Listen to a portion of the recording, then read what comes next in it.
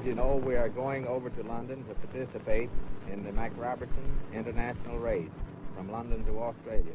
Octubre de 1934. El transporte aéreo en América se ha visto revolucionado con el nuevo Boeing 247, el primer avión de línea. Raskau Turner y su copiloto Clyde Pangborn pilotarán un Boeing en la carrera aérea Mac Robertson, que empieza en Mildenhall, en Inglaterra, y terminará en Melbourne, Australia. Van a competir con otro avión de línea comercial, el Douglas DC-2. En la pista hay muchos aviones más pequeños y aparentemente más rápidos.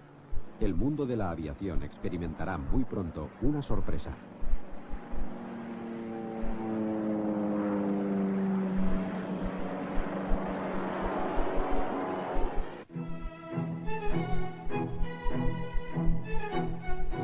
El Museo Nacional del Aire y del Espacio de la institución Smithsoniana es el museo más visitado del mundo.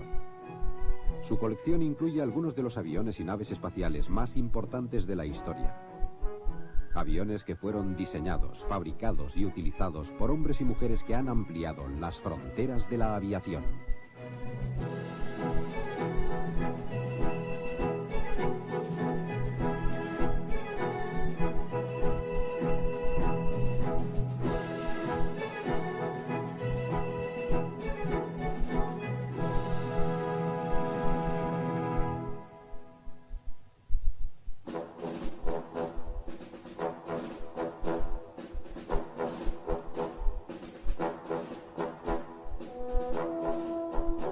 A finales de los años 20, el transporte aéreo se estaba desarrollando rápidamente.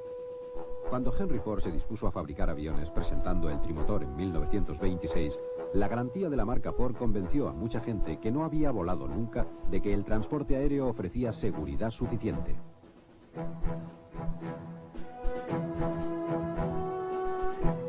Pero el trimotor era lento y torpe, y cuando la Boeing introdujo su nuevo modelo, el esbelto 247, con una capacidad para 10 pasajeros, fue el inicio de una nueva era en el transporte aéreo.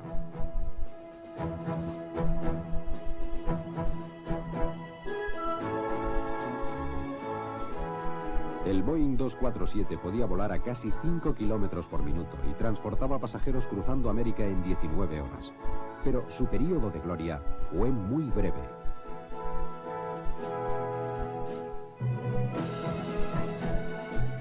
El Douglas DC-3 fue el primer avión que resultó rentable dedicándose únicamente al transporte de pasajeros. Adquirió rápidamente un lugar destacado en el campo de las líneas aéreas y una fama que había de durar muchos años. Esta es la historia del auge del transporte aéreo en el periodo de entreguerras y de cómo esto cambió nuestras vidas.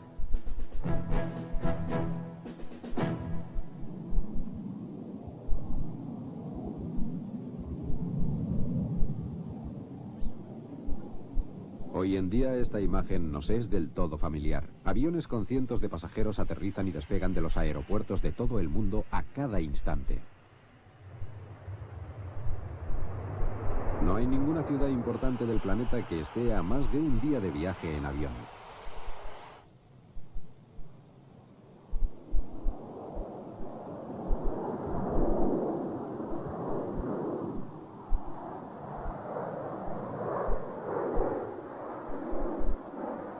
A principios de los años 20, pocos niños podían imaginar que en el lapso de su vida vivirían semejantes progresos técnicos. Cuando Henry Ford entró en la industria aeronáutica en 1925, ya se había firmado el Acta de Calais, que permitía hacer contratos privados para los servicios aéreos de correos. Las compañías con éxito rentabilizaban la empresa con los servicios de correos.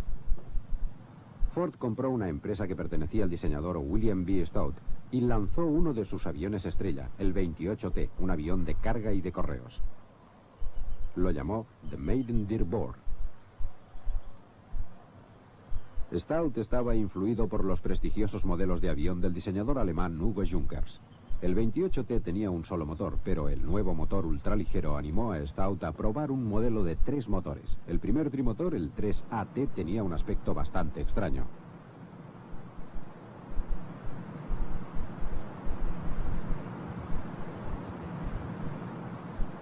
Los 3 motores quedaban al descubierto y la proa era tan inestable que no podía aterrizar con el motor apagado. Solo realizó 3 vuelos antes de que un misterioso incendio en la fábrica, en enero de 1926, lo destruyera, junto a otros modelos diseñados por Stout.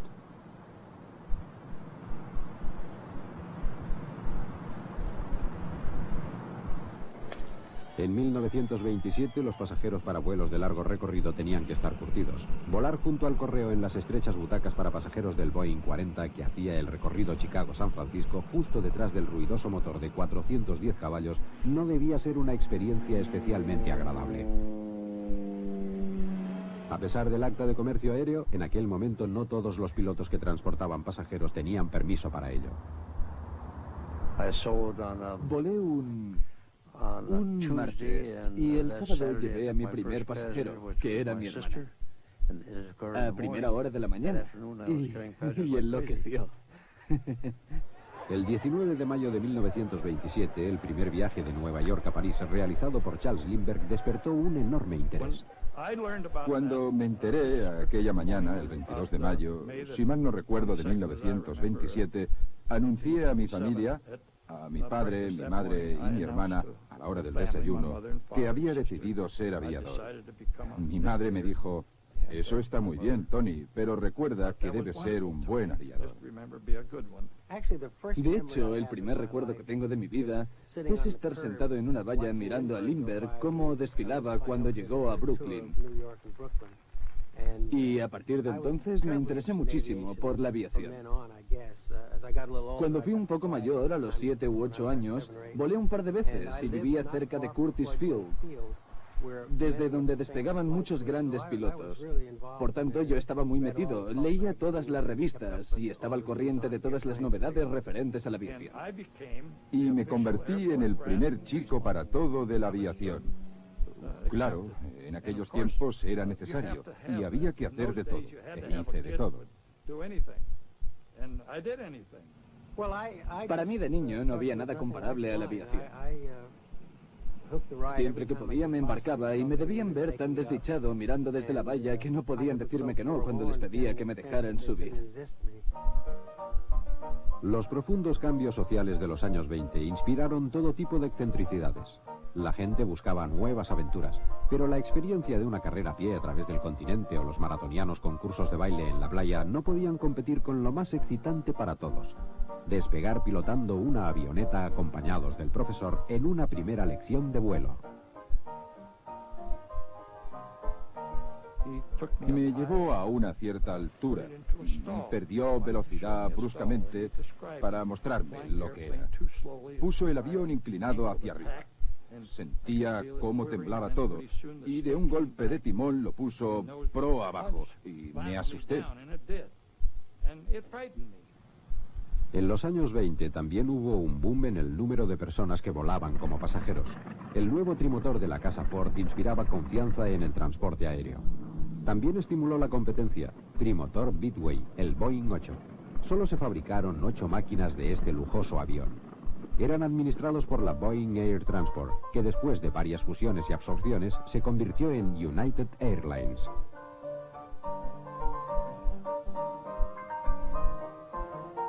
Con el creciente número de pasajeros empezó a haber una gran competencia. Las primeras compañías que utilizaban los trimotores fueron, entre otras, American Airways y Transcontinental Air Transport. Ofrecían al pasajero seguridad, un vuelo a una velocidad de crucero de unos 160 km por hora y 2 filas de butacas ligeras de mimbre. En 1930 la compañía aérea Boeing se convirtió en una compañía de transporte de pasajeros, la más importante de toda América.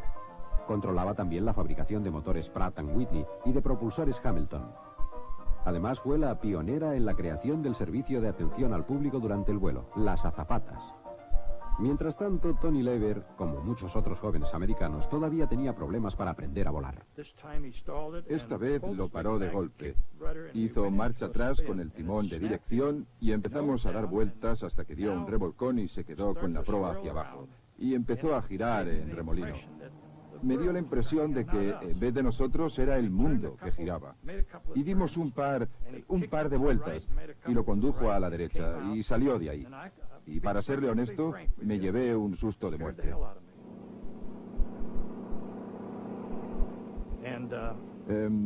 Entonces descendimos y aterrizó. Me sentía casi enfermo y le di las gracias. Decidí irme a casa. Me fui a la avenida a dar un paseo para airearme un poco. Y me encontraba tan mal que tuve que sentarme unos 15 minutos para recobrar la compostura. Y en esos 15 minutos pensé, quiero ser piloto más que nada en el mundo. Y ese vuelo me ha desanimado completamente, porque no creí que pudiera prepararme para resistir ese tipo de experiencia.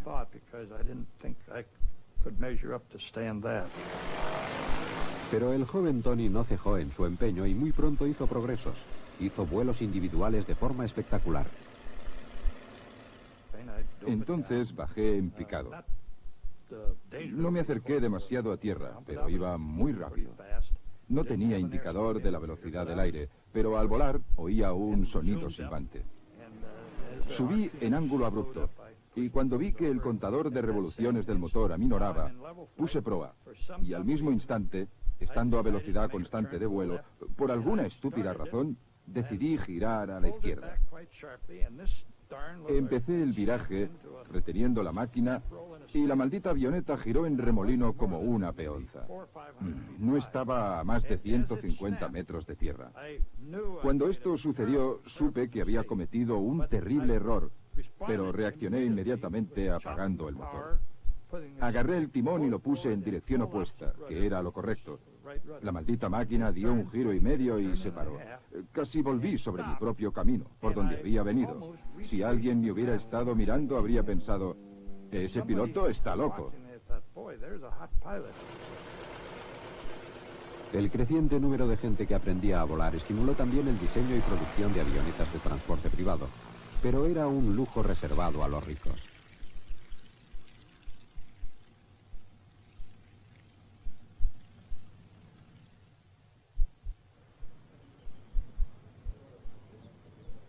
La carrera para transportar cada vez un mayor número de pasajeros continuó adelante. Hacia el fin de 1928, la empresa Keystone fabricó un monoplano trimotor llamado The Patrician, con capacidad para 20 pasajeros. Los primeros pasajeros de este avión gozaron de una espléndida e inusitada vista de los rascacielos neoyorquinos.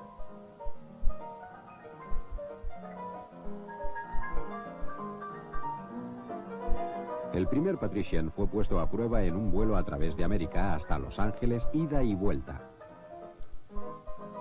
En Los Ángeles, la máquina publicitaria de Keystone aprovechó la oportunidad, naturalmente, para demostrar la capacidad del avión transportando a más de 20 starlets de Hollywood. Parece que la operación fue todo un éxito.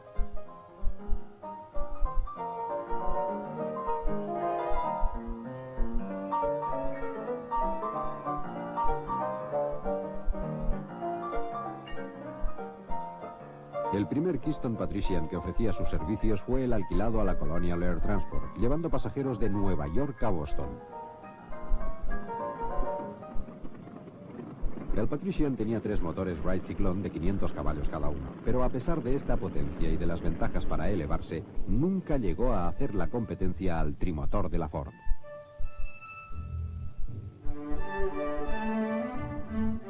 El Ford trimotor más famoso y eficiente fue el 5AT, presentado en 1928.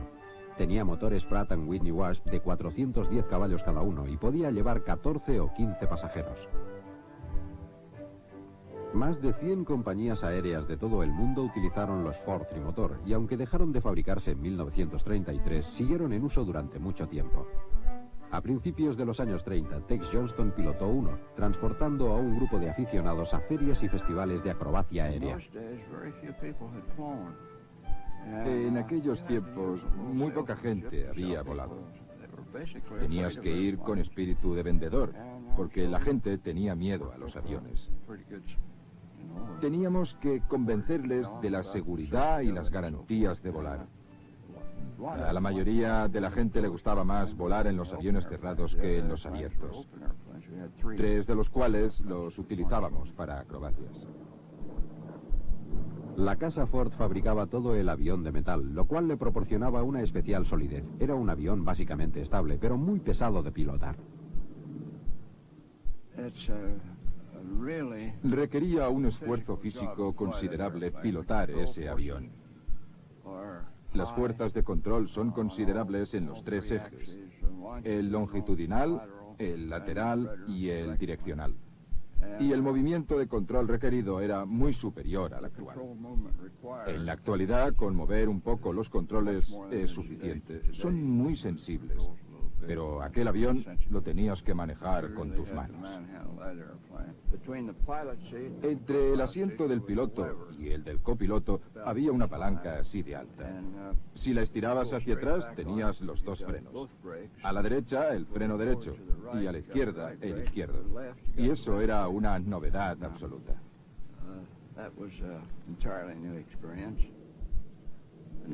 Y claro, la actuación no fue nada brillante. El avión era pesado y los controles también. Era duro pilotarlo, pero al menos volábamos. Y de eso se trataba. En cuanto a la comodidad de los pasajeros, era muy superior a la conocida hasta entonces. Al menos iban sentados en el interior de una cabina. Los aviones abiertos eran muy ruidosos, pero el Ford era muy cómodo. Tenía butacas de mimbre ultraligeras y el interior del avión era relativamente silencioso. No volaba a gran velocidad, por lo que no había demasiada corriente de aire.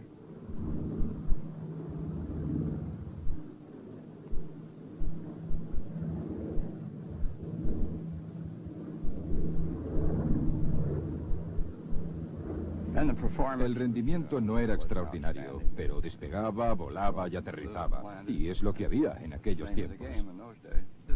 Los tres motores dieron mucha confianza a la gente por el hecho de que la Ford lo había fabricado. La gente confiaba en la Ford y en los automóviles que fabricaba, por tanto pensaron que si fabricaban aviones serían seguros. La suma de estos factores, la resistencia del avión, las garantías que ofrecía y la confianza que inspiraba el nombre de la Ford, hizo del Ford trimotor de lejos el avión de línea más exitoso del final de los años 20. No todos los trimotores tenían las típicas butacas de mimbre. Algunos eran diseñados con interiores decorados para ofrecer, además de las otras cualidades del trimotor, un cierto lujo y un mayor espacio. La compañía Transcontinental Air Transport, precursora de la TUA, con Charles Lindbergh como director del comité técnico, utilizó el avión Ford en el primer servicio regular transcontinental de pasajeros. En este estadio de desarrollo, las líneas aéreas no podían ofrecer un servicio transcontinental basado solo en los aviones. La TAT promocionó la idea de los viajes combinados, avión y ferrocarril.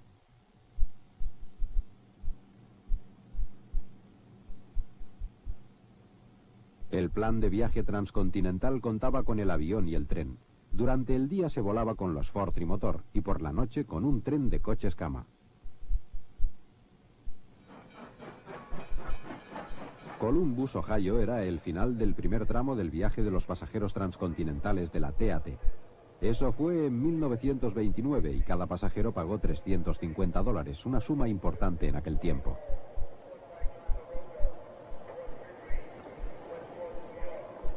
A cada pasajero se le permitía llevar 14 kilos de equipaje para el vuelo. A las 8:15 de la mañana se despegaba de Columbus. El viaje en tren desde Nueva York a Columbus, hasta que el Ford trimotor aterrizaba en el aeropuerto de Los Ángeles, duraba 48 horas.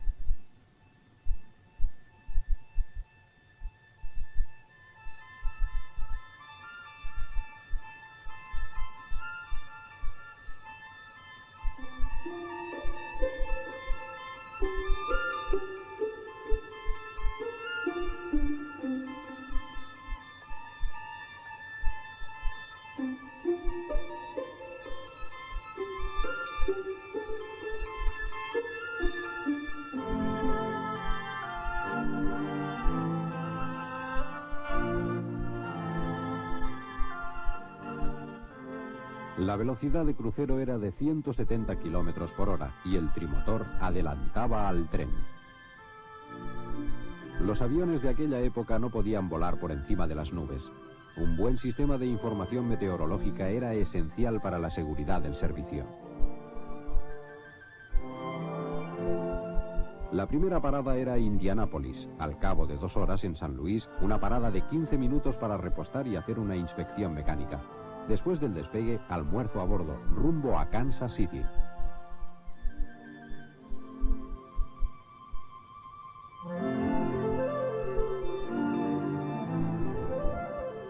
La siguiente parada era Wichita, Kansas, la segunda del día.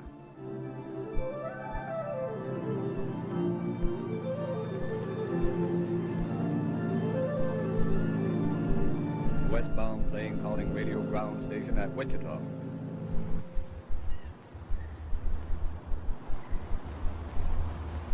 TAT Maddox, radio ground station at Wichita, answering westbound plane. Westbound plane reporting position. We are now passing over Granville. Okay on your position. Are you on time? Go ahead, please. We are flying exactly on schedule. We'll arrive Wichita on time. La última parada del primer día era Waynoka, en Oklahoma, donde los pasajeros eran trasladados en autocar para coger el tren Cochecama, el Santa Fe, y pernoctar hasta Nuevo México.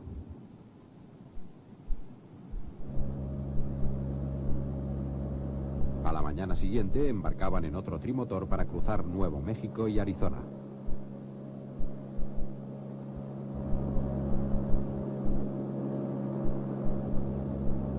Finalmente, a última hora de la tarde, llegaban a Los Ángeles, California. Plane from New York and the East, arriving 4:20 on time. El vuelo había durado 2 días, desde la salida en tren de Nueva York hasta el aterrizaje en Los Ángeles.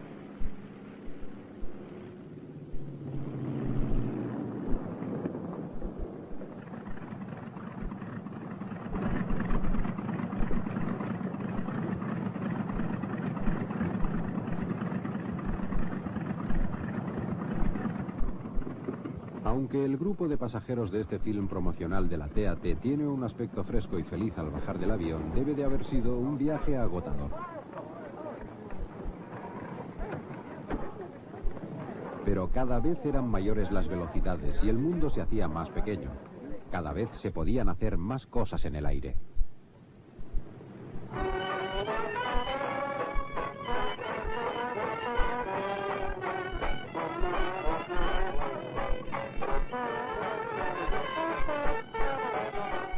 En abril de 1930, Henry Cox y su orquesta obtuvieron un sobresaliente actuando en pleno vuelo en un Ford trimotor sobrevolando el Curtis Field de Nueva York.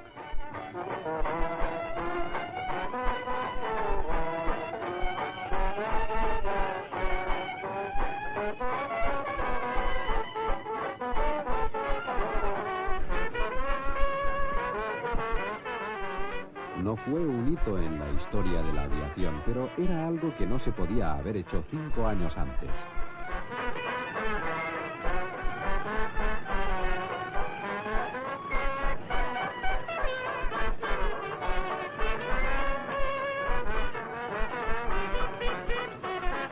No todos los aviones de pasajeros y de correos de aquellos tiempos eran monoplanos trimotores. Los Curtiss Condors eran grandes biplanos con 2 motores, con capacidad para 15 pasajeros. Tuvieron éxito durante un tiempo, pero el mundo del transporte aéreo pronto iba a experimentar grandes cambios. En 1930, el año en que Bobby Jones ganó el Grand Slam de golf, la aviación comercial americana era caótica.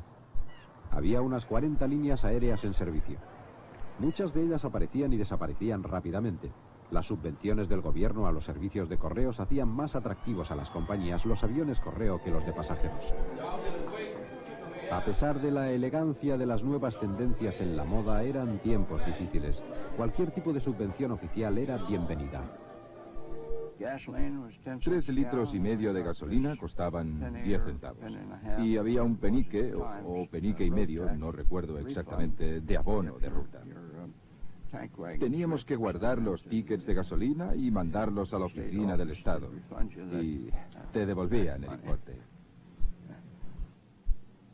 En 1930 cambió el sistema de subsidio de correos y se obligaba a las líneas aéreas deficitarias a fusionarse.